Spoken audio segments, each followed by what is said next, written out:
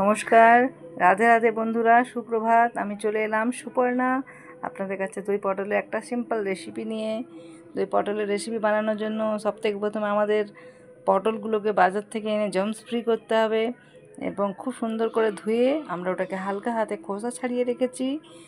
দেখতেই পাচ্ছেন, হালকা হাতে খোসা ছাড়ানোর পর ওটাকে আমরা মাঝে একটু করে চেরা লাগিয়েছি, যাতে কিনা পটলের মধ্যে ওই গ্রেভিটা যে আছে সেটা খুব সুন্দরভাবে অ্যাবজর্ব করে। পটলটাকে লো ফ্লেমে রেখে কড়াইয়ে তেল দিয়ে আমরা হালকা হালকা লাল করে ভাজবো, যতক্ষণ না পটলটা বেশ একটু ব্রাউন লাল লাল না হয়ে যায়। স্বাদ মতন নুন আর হলুদ দিয়ে এটাকে আমরা ভাজছি। পটলটা আমরা এরকম উল্টিয়ে পাল্টিয়ে একটু লাল করে ভেজে নেব। তারপর দেখুন, চলে এসেছি মশলার কাছে। কী মশলা নিলাম: একটু ধনে, একটু গোটা জিরে, একটু কাঁচা লঙ্কা। যারা স্পাইসি কম খান তারা লঙ্কাটা কম দেবেন।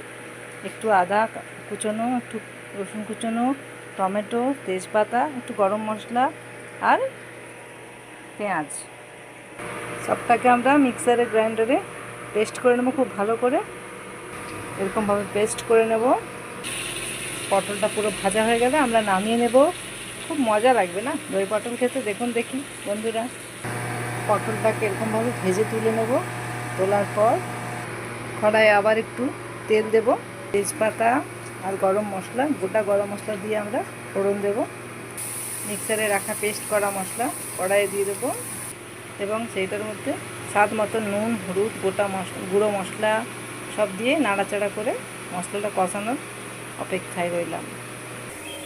বন্ধুরা, মশলার গন্ধটা কিন্তু খুব সুন্দর লাগছে। কিন্তু মশলা যখন আশেপাশে তেল ছাড়তে শুরু হবে, বুঝতে পারবেন মশলাটা কষানো মোটামুটি হয়ে গেছে। মশলা কষানোর উপরে কিন্তু তরকারি, বুঝেছেন তো?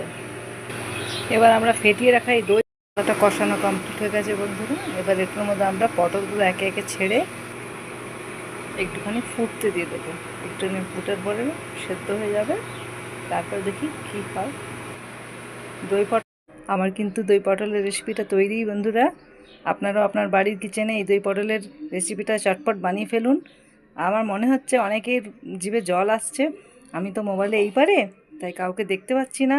তাই আমার এই রেসিপিটা ফলো করে আপনারা আমার ইউটিউব চ্যানেলের পেজটা সাবস্ক্রাইব করে এই দই পটলের রেসিপিটা খুব ভালোভাবে দেখে এরকমভাবে বানিয়ে গরম গরম ভাতে এই দুপুরের লাঞ্চে খুব ভালোভাবে এটাকে সার্ভ করে আর এই লাঞ্চের মজা উঠান।